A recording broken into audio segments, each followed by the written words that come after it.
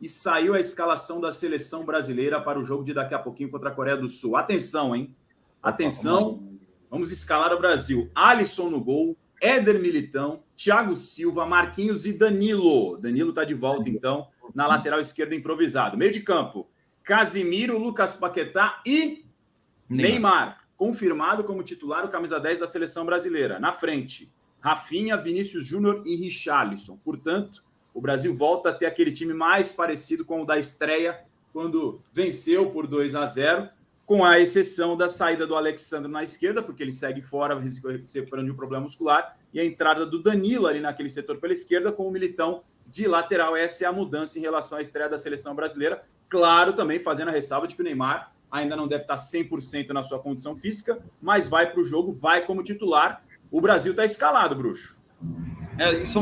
Eu acho uma escalação que não me surpreende, era a ideia, foi como o Tite começou a Copa do Mundo, como ele tem desenhado essa seleção, e com o Danilo na esquerda e o Militão na direita, tu forma uma linha de 4 jogadores protegendo um pouco mais o setor defensivo, em cima dessa formação ofensiva que a seleção brasileira tem.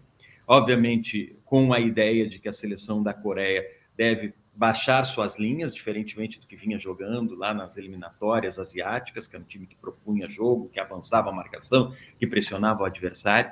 Na Copa a gente já tem visto um time diferente, e contra o Brasil a gente também imagina um time baixando as linhas, usando as velocidades pelos lados do campo, e aí o Brasil tem mais segurança com o Militão na direita, também com Danilo na esquerda, que fica mais marcador do que um lateral apoiador, e o Brasil acaba se protegendo defensivamente também para essa velocidade que a seleção da Coreia deve impor em função do adversário que ela tem pela frente, em função do tamanho e da qualidade técnica da seleção brasileira. E com o Neymar voltando, tenho certeza que com a competência que o Brasil trabalha, dos profissionais que trabalham na comissão técnica, departamento físico, departamento médico, de fisiologia do Brasil, ele deve estar voltando, e deve estar voltando numa situação super tranquila. A gente até debatia, né, Razan, se em função do Brasil enfrentar a Coreia não seria o caso de poupar o Neymar. Eu acho que se ele tivesse 50%, 60%, ele não entraria em campo, pelo menos não para começar a partida, eu tenho certeza disso. Se ele vai para campo é porque ele está bem. Então é a formação que o Tite desenhou lá na frente, lá atrás, melhor dizendo, na Copa do Mundo. E agora, até em função da saída do Alexandre, da dificuldade do Alex Telles, ele consegue desenhar uma linha com 4 jogadores defensivos aí para se proteger diante dessa alternativa mais ofensiva. Brasil está escalado, definido mais uma vez. Para você que está chegando agora com a gente aqui, atenção, Neymar confirmado entre os titulares da seleção brasileira, vai para o jogo de daqui a pouquinho, às 4 da tarde, horário de Brasília, contra a Coreia do Sul. O Brasil jogando a sua vida agora na Copa, porque é a primeira partida eliminatória. Estamos com Gabriel Perecini e Andrei Campos aqui no All Sport. Você está mais do que convidado para mandar sua mensagem, como a Yara Jamal, que já está ativa no nosso chat, o Conrado Ferreira, o Anderson Barbosa, a Nívia, o Henrique Borges. A galera tá falando aqui já sobre essa volta do Neymar. O que você achou dessa escalação da seleção brasileira, Perecini?